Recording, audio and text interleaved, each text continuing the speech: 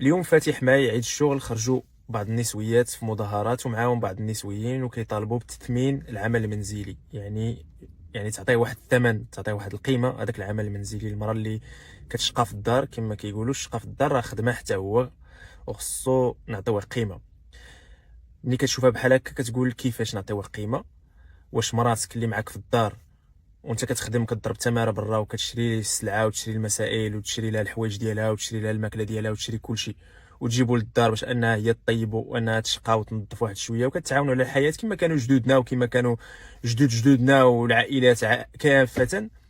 واش غادي نتعامل مع مراتك كانها خدامه وتبقى تخلصها في راس الشهر على داك الشقه اللي كتشقى؟ طبعا ملي كتشوفها بحال هكا كتقول لا ماشي معقول، ماشي هكا، شي حاجه ماشي هي هذيك. ولكن الامر عنده علاقه بالطلاق. هذا هو الامر. تثمين العمل المنزلي هو عنده علاقه بالطلاق. مادام انك جيتي تطلق وحده، ما يكفيش دابا انك تعطيها المتعه، والمتعه اصلا كياخذوا فيها الملايين. الا تزوجتي بوحده واحد 5 سنين ولا 6 سنين، ولا تزوجتي بعدا بها واحد 10 سنين، ممكن يحكموا لك حتى ب 10 المليون ديال المتعه. يعني المتعه اصلا كياخذوا فيها الملايين. زيد عليها كتخلص عليها ملي كتطلقها، كتخلص عليها السكن ديالها في العده والنفقه ديالها في العده. الاولاد كتديهم ملي كتشوفهم بعض الساعات في الاسبوع، ما عارفهم واش لاباس ولا ما لاباس. هادشي الا خلاتك تشوفهم وما منعتكش انك تشوفهم.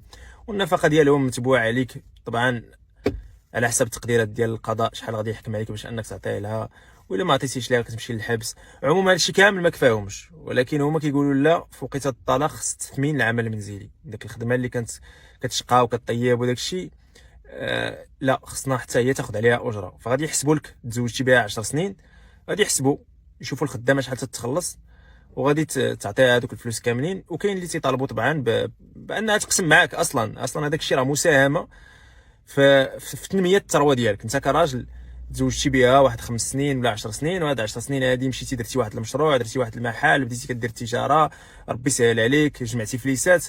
هذاك الشيء اللي جمعتي غتقسموا معاها بقوه القانون. علاش؟ لان ساهمت في هذاك الامر هذا. باش ساهمت كانت كطيب لك، باش ساهمت كانت كتقاد لك فراش الزوجيه، باش ساهمت كانت كتعطيك حقوقك الزوجيه. فبالتالي هذوك الحقوق الزوجيه خصك تخلصهم عليها، والخلصه ديالها هي اللي تقسم معاك داك الشيء كامل. يعني التطبيق ديال داك الشيء اللي كاين في الدول الغربيه اللي قضاو اصلا على الزواج بغاو يطبقوه عندنا في الدول الاسلاميه باش حتى هنايا يقضيو على الزواج، سواء كانت خدامه سواء ما كانتش خدامه. لان تقدر تكون عندها مساعده في الدار، بين قوسين الخدامه، كيجيبوا الخدامه لابون باش انها تدير الشغل ديال الدار وهما كيمشيو يخدموا.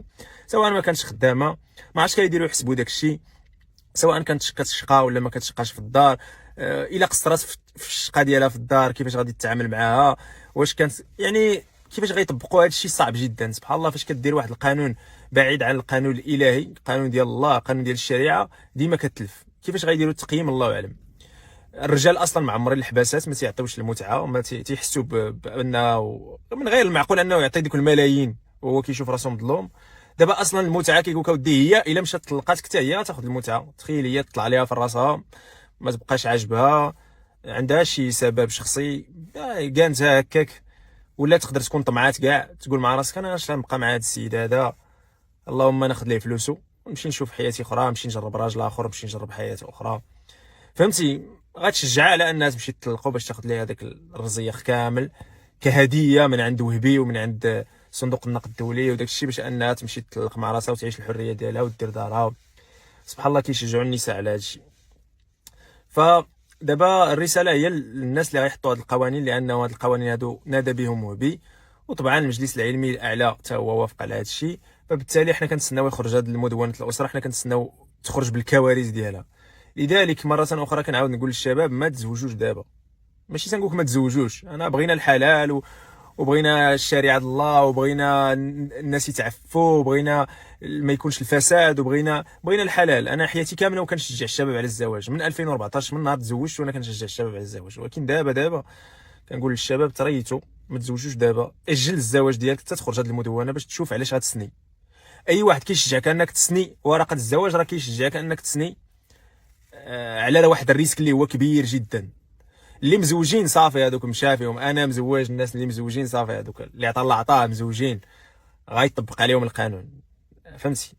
فانت مازال ما متزوجش، عندك فرصه باش انك تعرف بعد القانون وتعرف علاش كتسني، باش تعرف علاش راك داخل، وما تبقاوش تسمعوا لهذوك اللي كيقولوا صالح وصالحه راه ما غيوصلوش لهذا الشيء وما غيطلقوش كاع وغيعيشوا في سلام وسكينه وداك الحياه الورديه والغوزيه.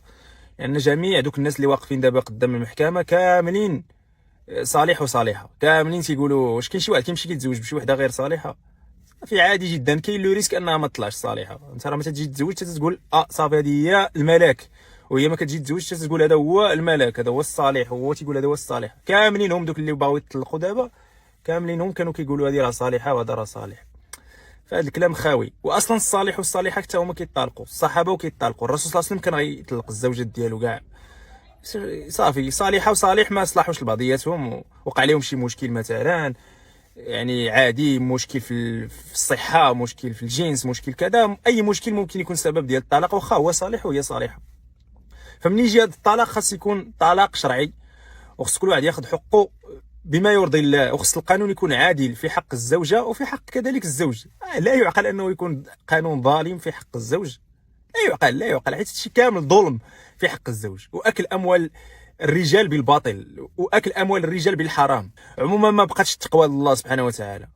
فمني ما كتكونش تقوى الله كيكون القانون. يزع الله بالسلطان ما لا يزع بالقران. وملي كيكون القانون ظالم راه طبعا راه كتهدد البنيه المجتمعيه كامله. فكاين بزاف ديال الشباب دابا عازفين على الزواج، وغتزيد بهاد القوانين هادو تزيد تعزفهم مزيان على الزواج. ستذكرون ما اقول لكم وافوض امري